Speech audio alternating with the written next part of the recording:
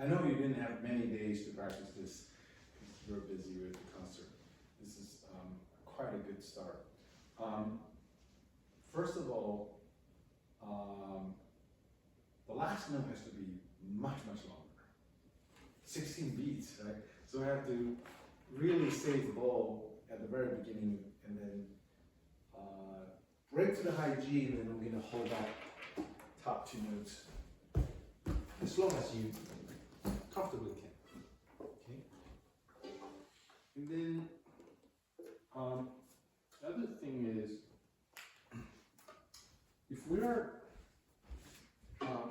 being serious about playing this at the international competition level, I'm gonna be kind of picky on the rhythmic, accuracy, if you don't mind. Okay. Occasionally, we also have to think about the tone quality. This is very old Baroque music. Have you seen a Baroque violin before? It's designed differently. It has a much thicker neck, right? So shifting is actually, in a way, easier, but it doesn't go up very high.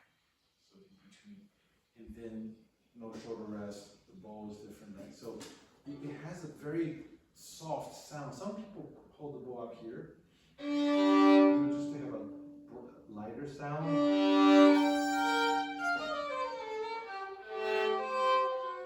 Very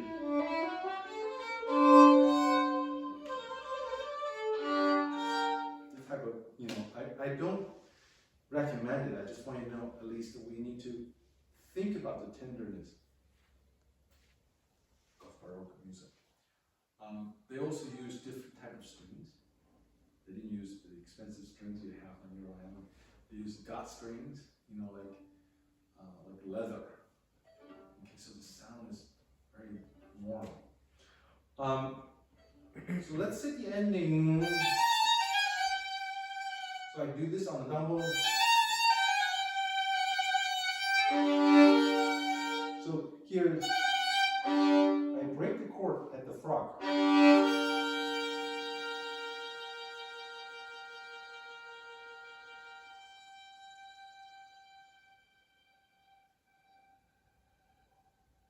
At the end, single note, no vibrato.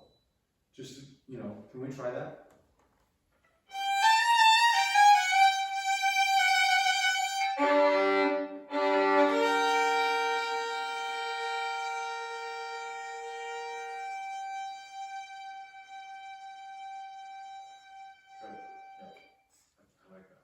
So that bowing, let's not change that to a down bow. It's not necessary. I think it's an infancy, or maybe just a suggestion. We also have to create, Ethan, a sense of direction, just like the Haydn cadenza that we worked on. everything has to lead to something. So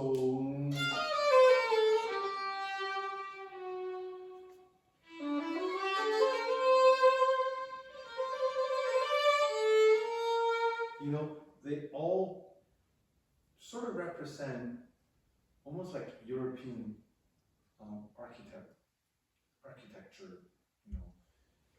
You have the big pillars, and then you have the decorations in between them to connect these big pillars. So these chords are like the big pillars, and the notes in between are sort of improvised, beautiful decorations. So for now, just as an experiment, can we just be super boring, super square to learn the rhythm? So I'm going to count from the top of the chord, right? Okay. We have 16 beats.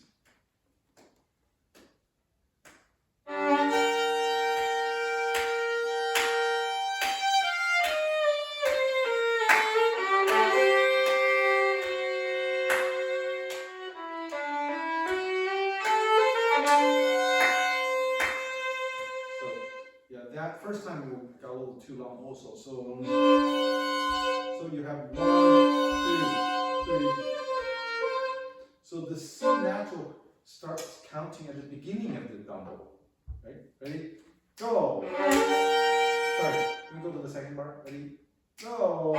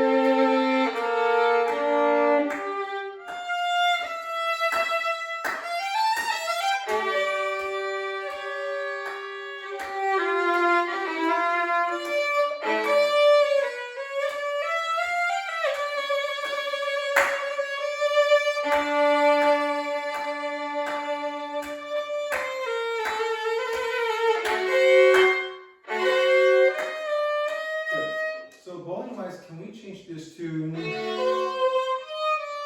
down? So these, yes. So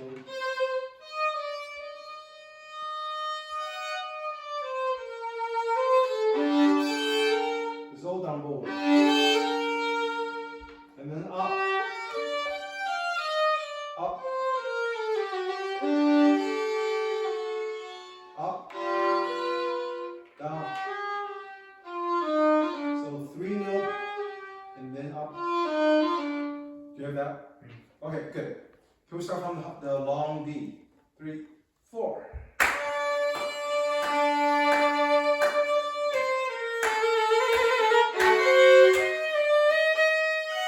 Yeah. So the E flat down bow has 2 beats. Then the F sharp joins. Ready? Go.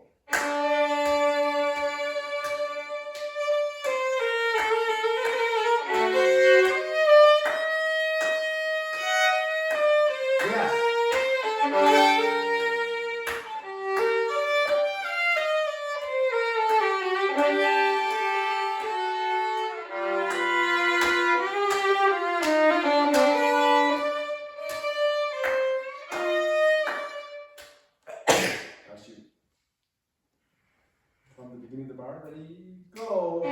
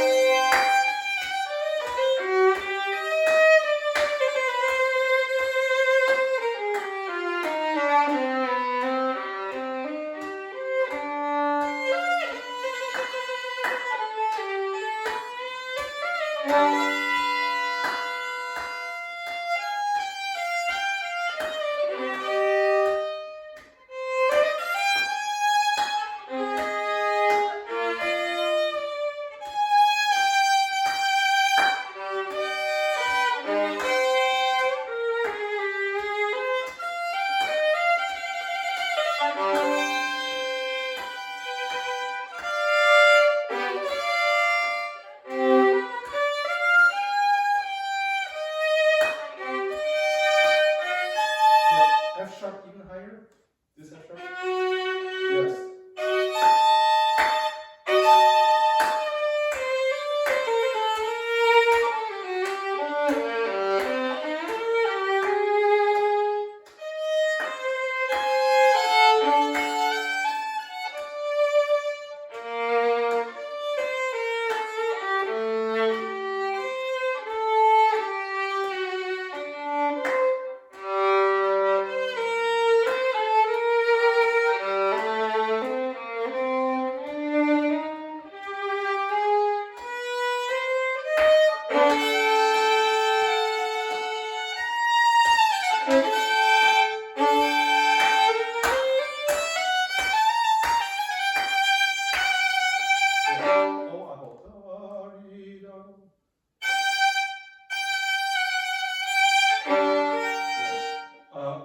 The entire beat, that last oh is apple. You know? There's a damper there for some reason. Yeah, so can we? You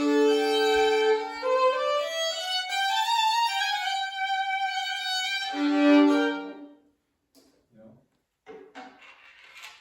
I think it says download printed. Let's get rid of that.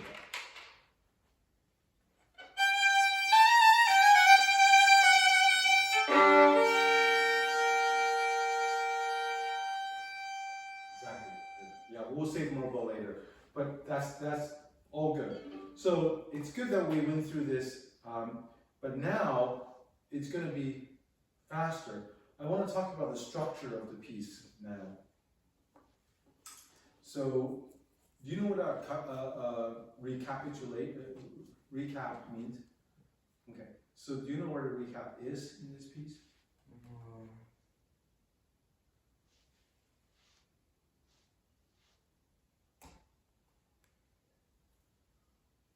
13? I don't really know. 13? Yeah, I mean, almost. It's a very hidden one. It's not a very clear signal. Bar 14 is the recap, because if you look at bar 15, you can see the rhythm at the end of bar 15 matches bar 2. You know what I mean? And then, if you go to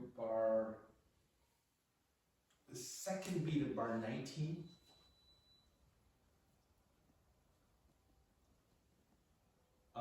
it matches the second beat of bar 6. So you have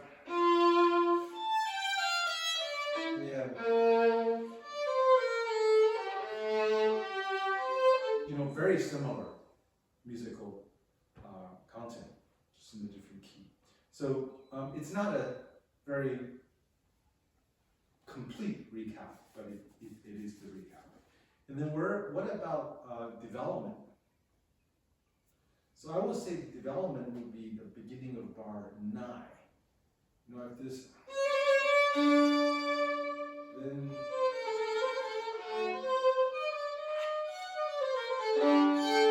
you know. Now, since you mentioned 13, I want to mention this. At the end of 13, it's actually an ending. It's not a transition. For example,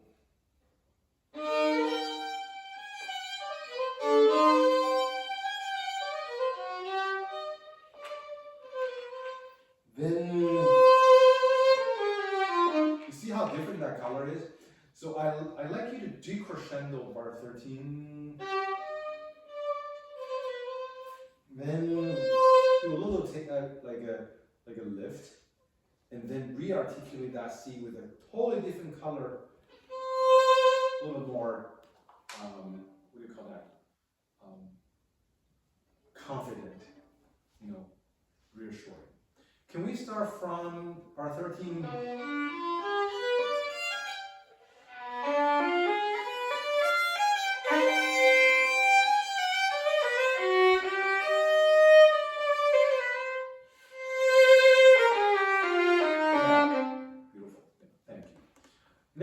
let's go to the beginning. If we now ask you to play faster, which is the goal, after all, he rolled in 4, not in 16. Then can you sort of feel this?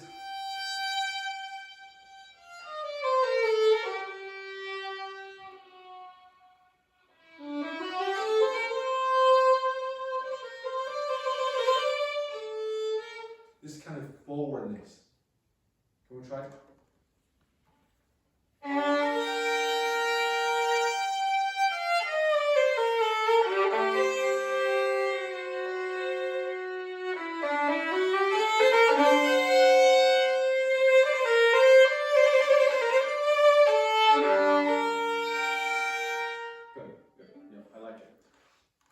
Now, because of the second and third chord are introduced by 2 very fast notes, they cannot arrive too late.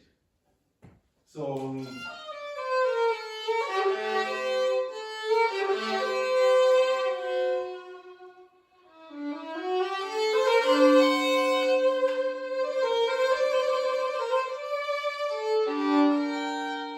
this A could be cut in half, you know, and really decay the B flat. What I'm trying to say is, we have this beautiful, you know, sort of visually you could see that it comes down and then goes up and then decays. Every Baroque, you know about this in the Haydn, end of phrase always a little decay, right? So can we try the opening one more time? Now the first chord could be much fuller, because nobody knows the tempo yet, right? So you could slowly.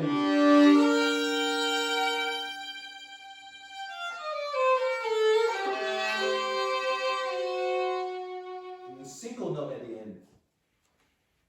Yeah. Does the sound have this sort of a half circle, this nice wash, instead of this, you know?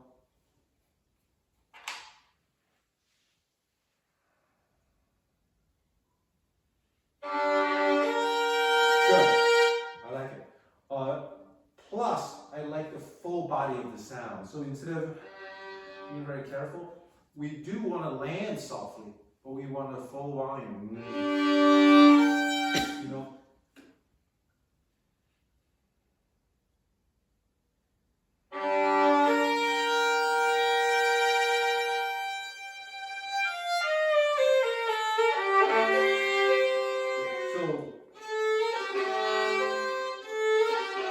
So I need the G string, the basso continuo, to be dark.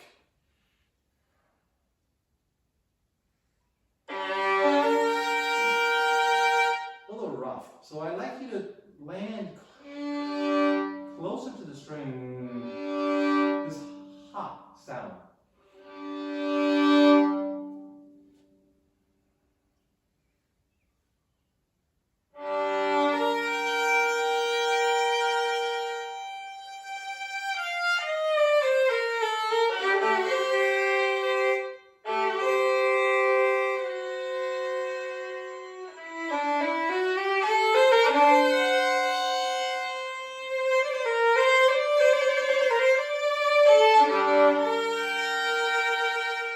Much shorter.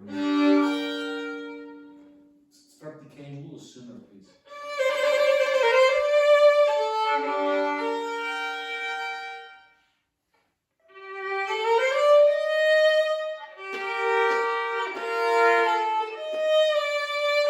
Good. So, direction, space, decay. Always a little bit of decay.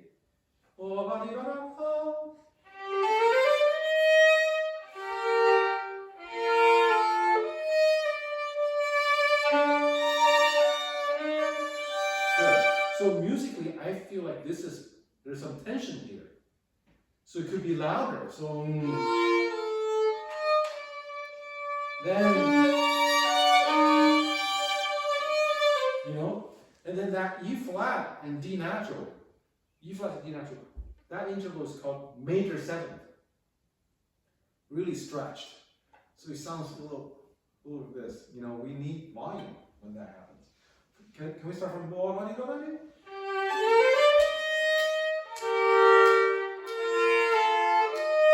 Now. Yeah, so intonation. So the fourth has to be very well balanced pitch-wise. Yes. Yes, it's a little higher than you think.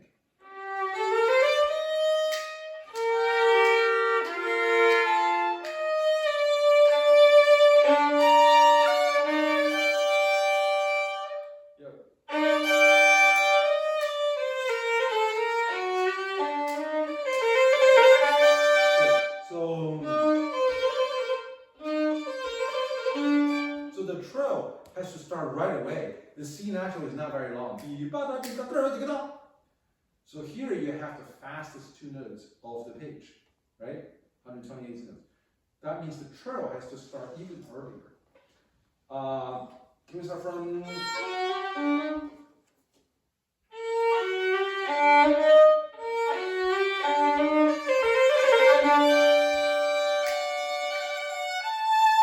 Good. Can we change that trill to an apple? Nano apple? Yeah, so every eighth note is a single bow. One more time.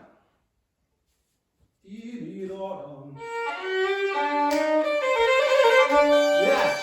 Up.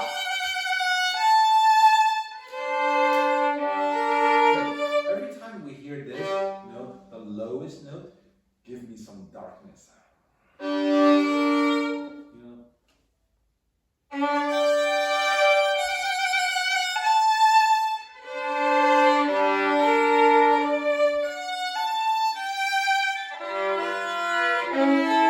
B flat.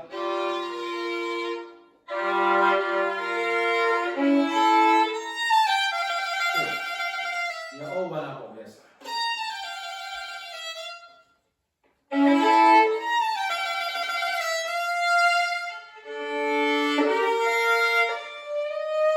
Okay.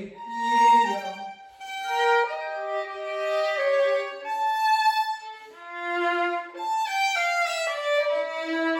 Good. Yeah. So until this moment, I like to try something that, you know, maybe this week, I like you to vibrate every eighth note and longer, but not too romantic, but just, you know, like consistently small and fast vibratos. You know? See, small enough that you can't really tell, but big enough to warm up the sound so it's not so bright.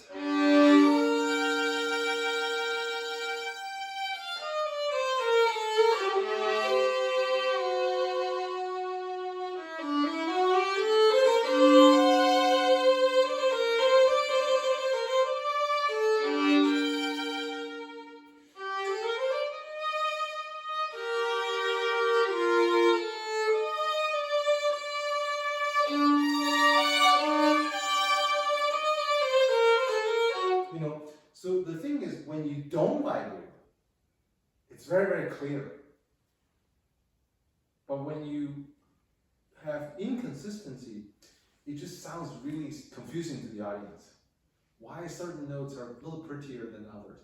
So I want you to give every note equal amount of small, fast vibrato. Can we now try from the top to bar 6 and try to think about that consistency?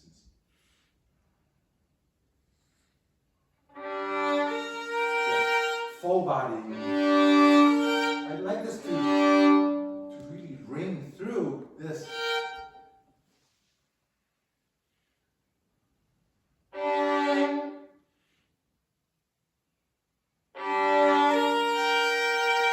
You have to really leave the two strings together. See how quick? So then they both ring at the same time.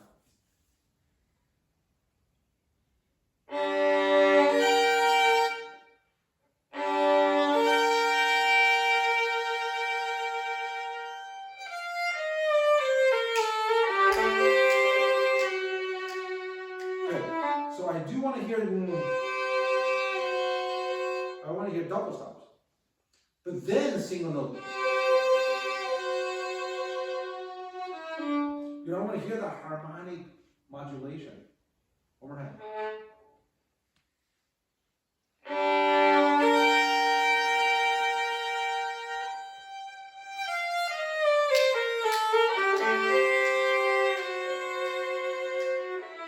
Yeah.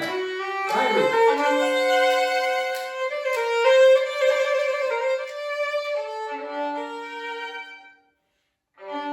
Yeah. So this darkness.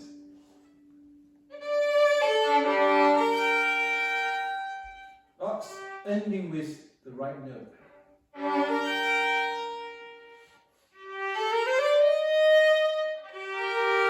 Yeah, so you didn't vibrate those double stops. I understand they're harder to vibrate. You know, also, I want to hear a little butter.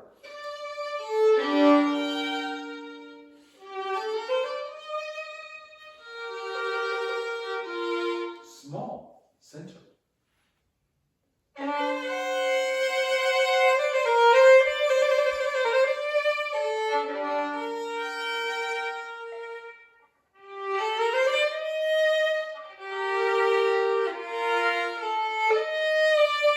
Crescendo.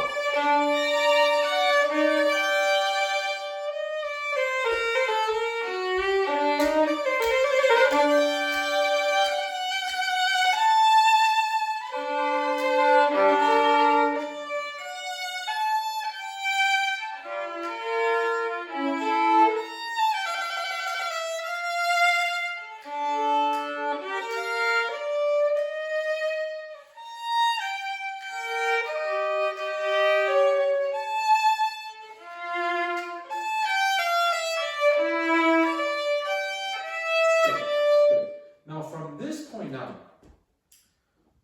we probably already talked about this. We have to work on the voicing. So what I'm going to do is I'm going to play the basso, the lower voice.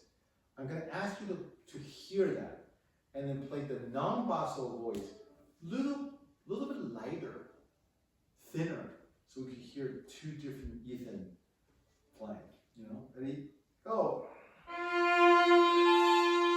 I'm going to continue. So you play as printed, but I'm playing what he had in mind for the continual, basso continuo, bass continued.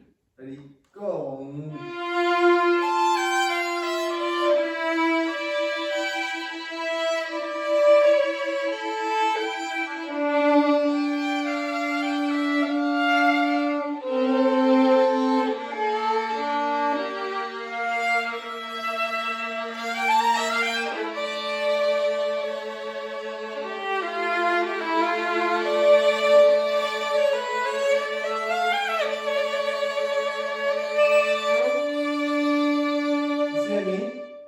So that is the brilliance of Bach.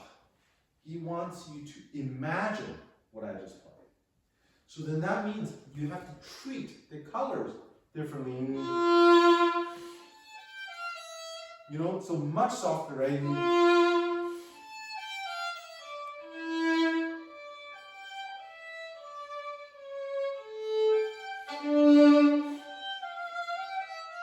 Even here.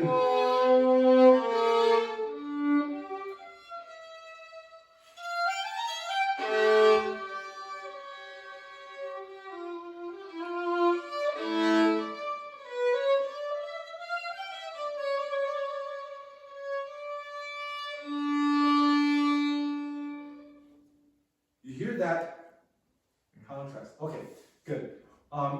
One place that is hard to be in tune, Ethan, is the first chord of number 8, part 8. So when you switch to this, your third finger, watch my third finger, has to come back, unfortunately. So when you play fifth, it's in tune. But when you switch that to a C sharp, which is a tritone, your third finger has to go lower to stay in tune.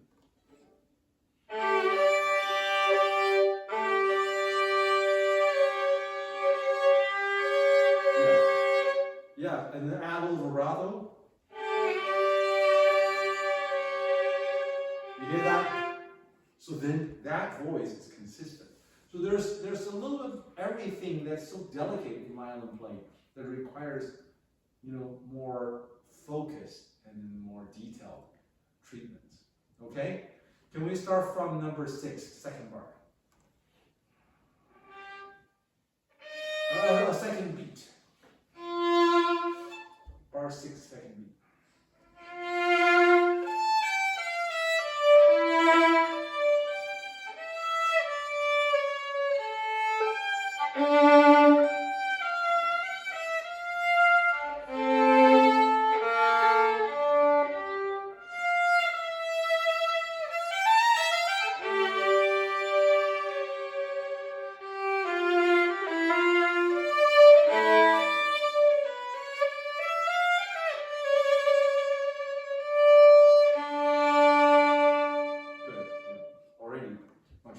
So you could feel that, yeah? Can I ask you to now skip around? Let's go to bar 19, second beat.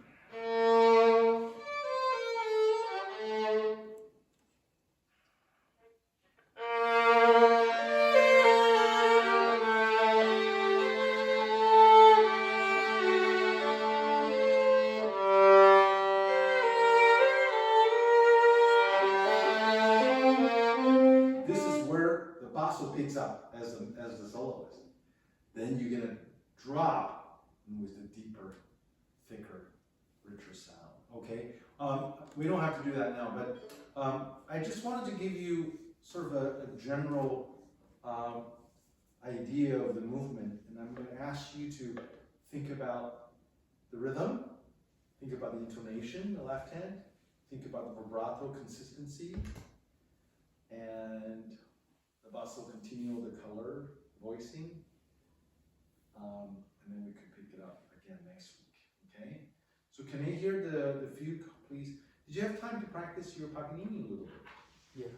Okay, good, so we can work on that. Before we move on, so we have the Paganini, we have the 2 movements of Bach, right? And you work on some scales, I hope. I think we should work on another piece as well. I mean, right now, is there a piece, like a concert piece, or show piece, or concerto that you're sort of interested in learning? You've been thinking about? They're way too hard for me. Like Korngold. concerto? Yeah. Wow, that's an ambitious. Yeah, it's a great piece. You like it? Yeah. It's a really good piece. Whose recording do you like the most? I don't remember. It's the first one that pops up on YouTube. You really loved it. It's a great piece. Anything else? The Korngold is a little bit of a reach because harmonically and everything, we need to go through the 9 yards of basic violin repertoire first. I mean, which is brilliant music. Anything else?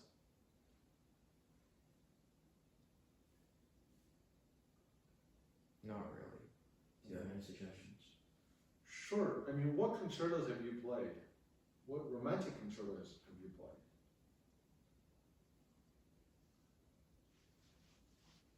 I mean, Haydn is very classical, early classical, but romantic concerto. Lalo Symphony Espanol. Which movements? All of them. Okay, so you finished it. That's good. That's a big piece.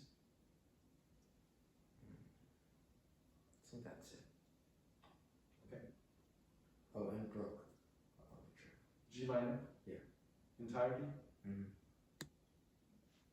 Have you played Mendelssohn? First movement, but that was a long time. I see. What about Saint-Saëns?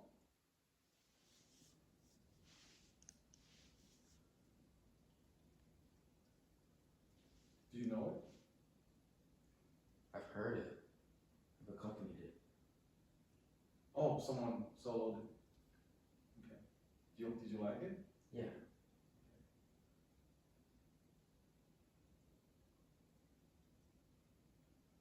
I'm thinking,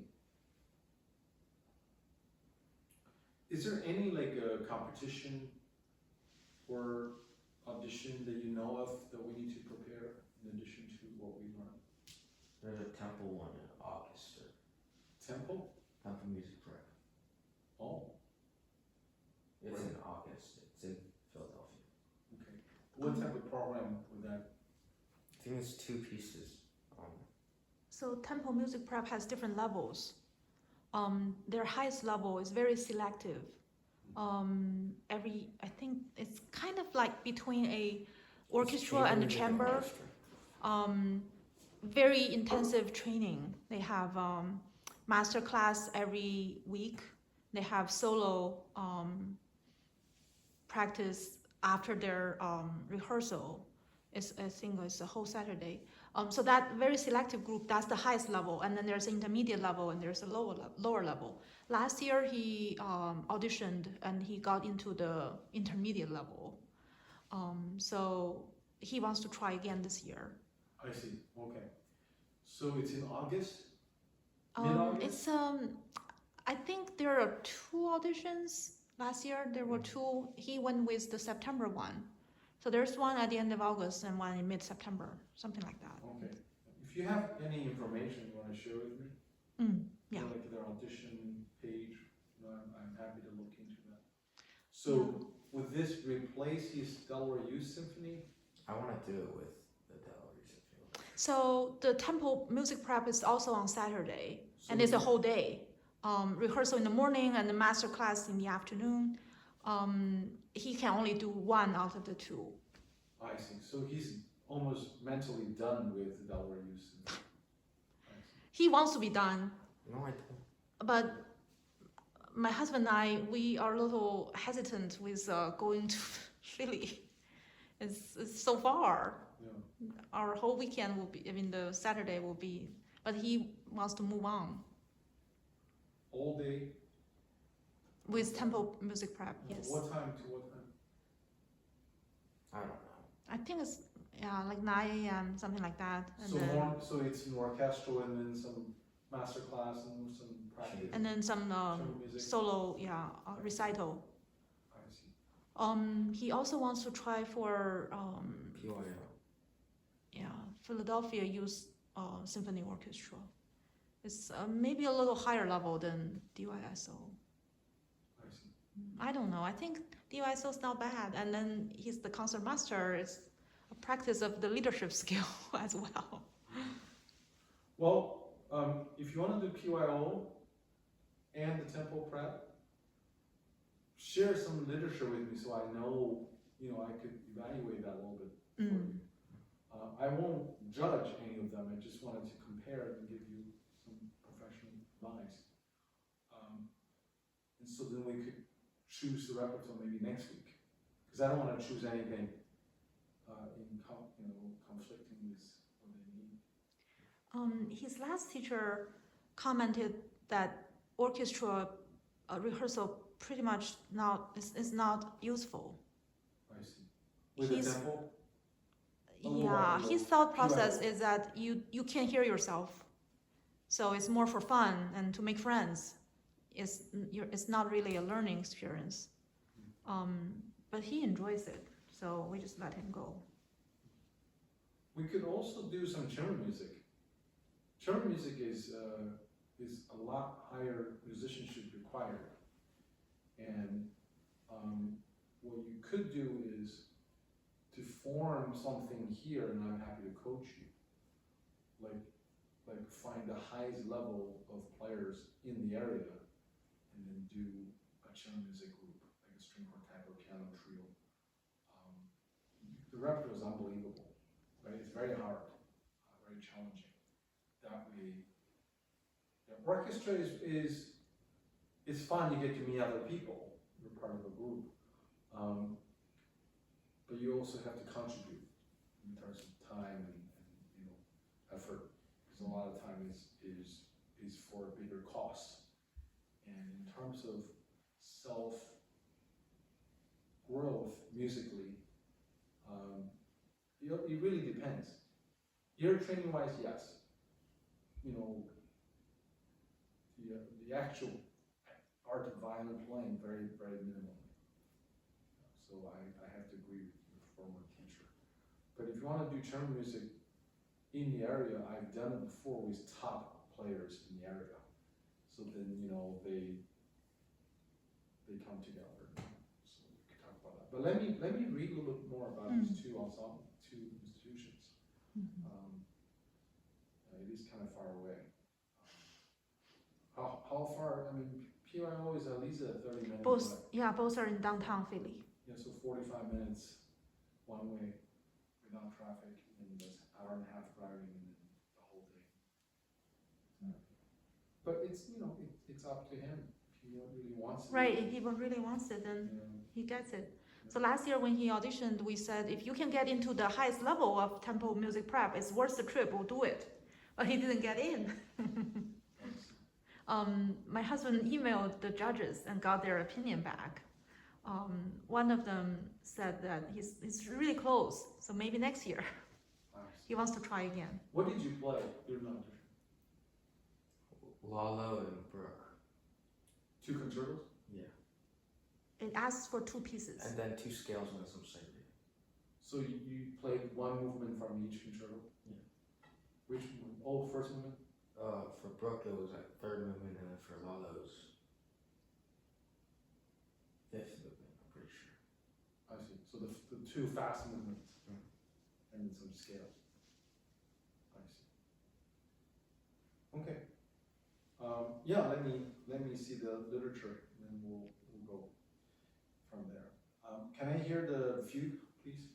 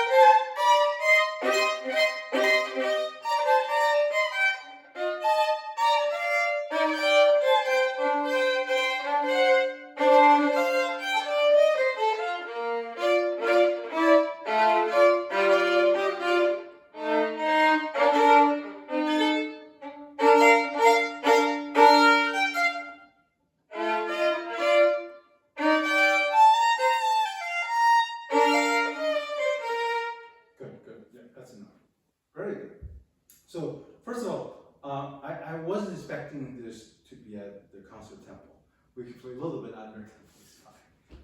It's a little bit too hard for you to deliver at this tempo, but you did well. When you have a chance, every time you have the fugue, let's try to start on an apple, you know. And then sometimes you do have to do two up-ups. And then other times, of course, as it comes, it's fun. And the two up-ups will have to sound like détaché, okay? We have a few wrong notes, but I believe you will fix them. You have great sense of pitch, and you have good ears, you can listen to recordings. So can we talk about, maybe let's play a little bit under tempo and then really deliver the style and articulation.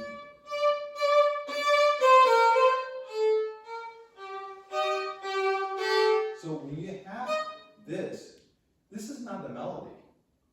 You still have to get me, you know,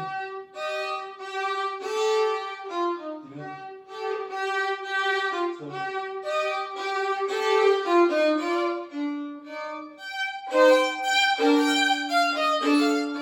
oh, by the way, if you have a 3-note chord and 2 16th notes ahead, in front, you have to play the 2 16th up, so that the chord is on a down bow.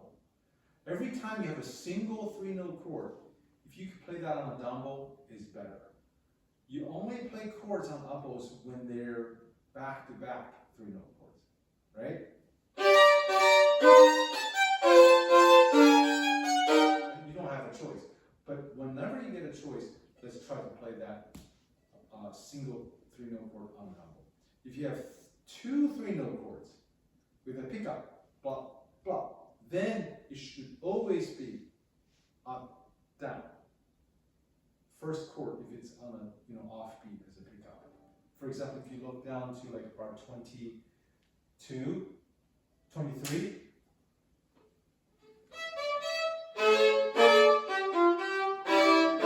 You know, I always try to make sure that up, down, the two chords, you know, have sort of a pickup in the downbeat type of thing. Okay, let's start from the beginning.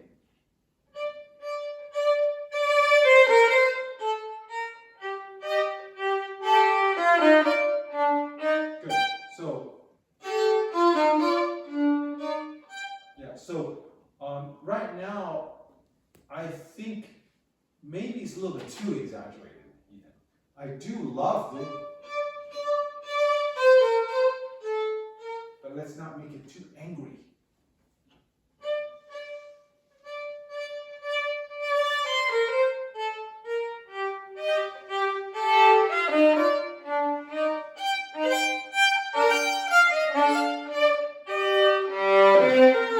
So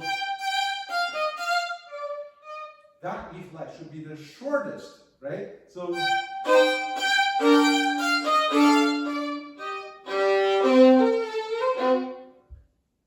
Third phrase. Oh.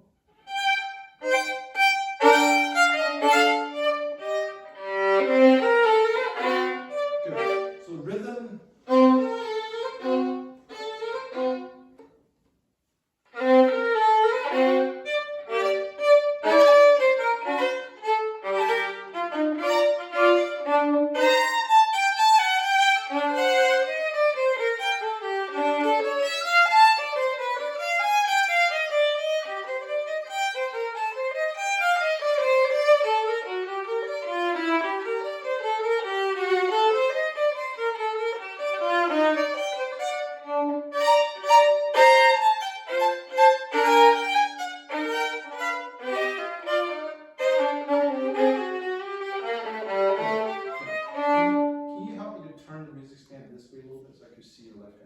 So here, can we try to use lower half the bow? You know, really try to make all 3 strings speak at the same time without forcing it.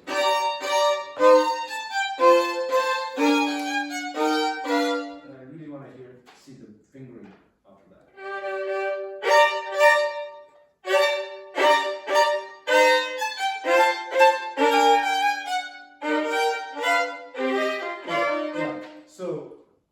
was saying use 2 there, and then 1, 1, 3, 0, 2, 1.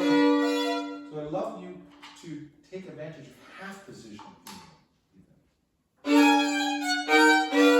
All very small, low.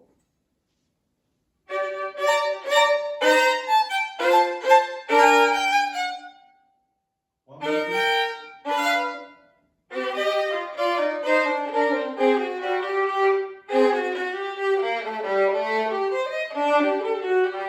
Those are the best fingerings. So you didn't have to go up to the second position. I have to be very careful with you on your fingerings because you have a tendency of improvising fingerings sometimes. You gotta learn it right the first time. Okay? Let's try one more time.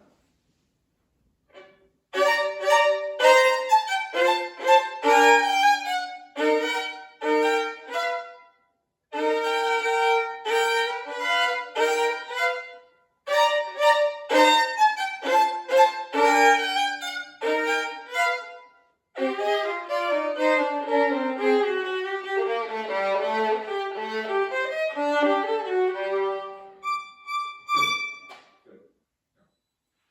Now, I also don't want these to sound forced. So it has to be baroque, right? So can you move the sounding point a little bit closer to the fingerboard?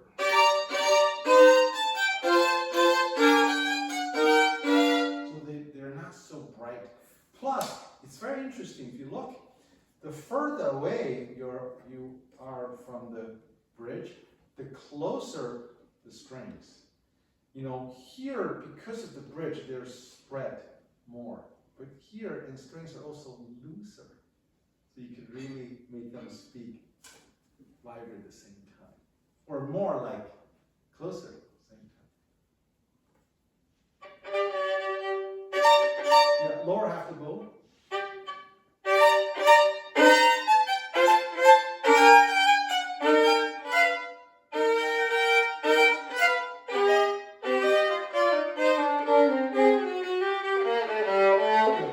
So the upper is important. Upper, you really need to dig in a little more.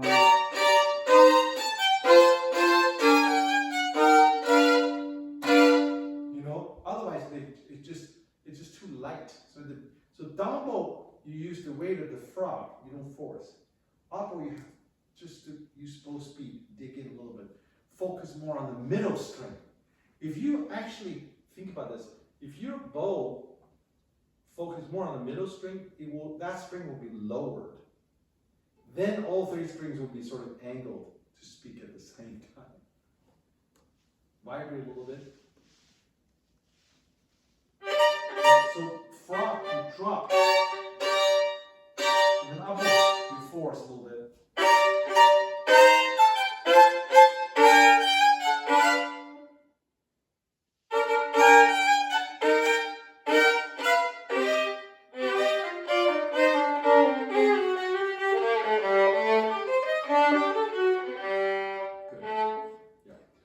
And then this has to be kind of cute. This is a little piccolo loops.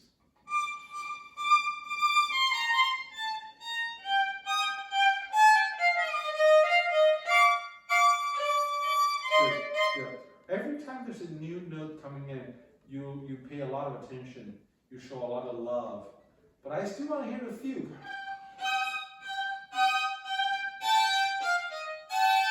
You know, I love the A, but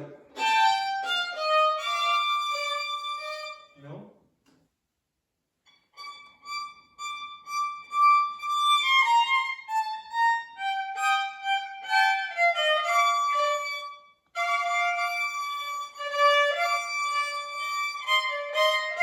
Good. So I want to hear. So then the lower half has to be a little more separate.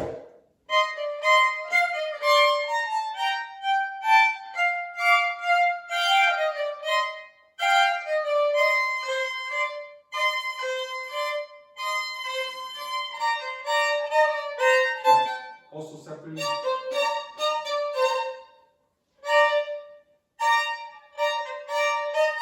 Yeah, I want to hear two notes.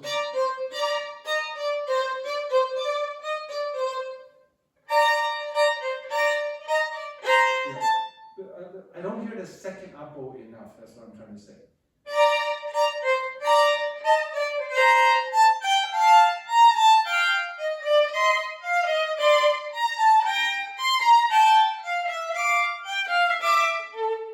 Good. And then here is what we talked about, the bottom heavy chord. So I need here.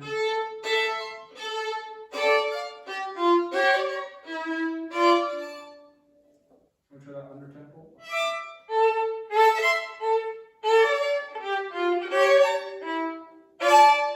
Good, good. So also the last chord is also bottom heavy. Because the melody, right? So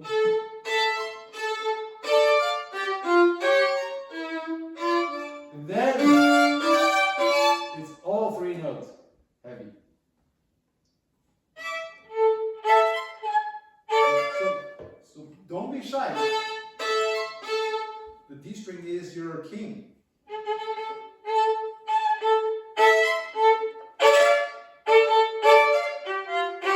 Okay, so those two notes, right? Peak.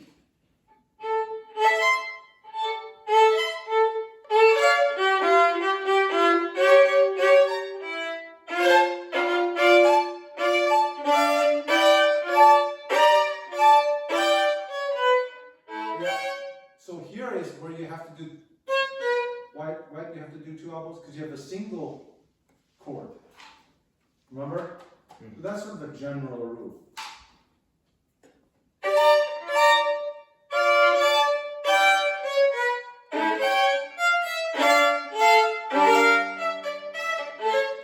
Yes, those two up makes the next up down chord possible.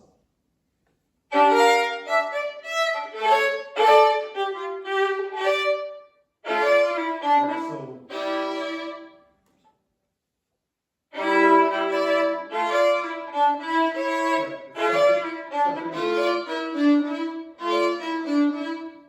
All separate. yeah, you see the two dashes? That allows you to separate. So every time you have two dashes with a slur, those came from Galamian, the editor. Bach did not write them. So what he's trying to do is you could do down, down, or down, up. You articulate as them as separate notes, but you could put bows down, bows. No. I have to stop, but I hope this helps a little bit to set the general rules on how to play this in the right style. And the reason this is the first round of the International Violin Competition is because it's technically hard. It's incredibly important for violinists to understand the oldest music for our instrument. Their style, articulation, sound, colors and everything. Voicing, logic, So I do want you to learn it slowly. We don't have to finish this like in 2 weeks.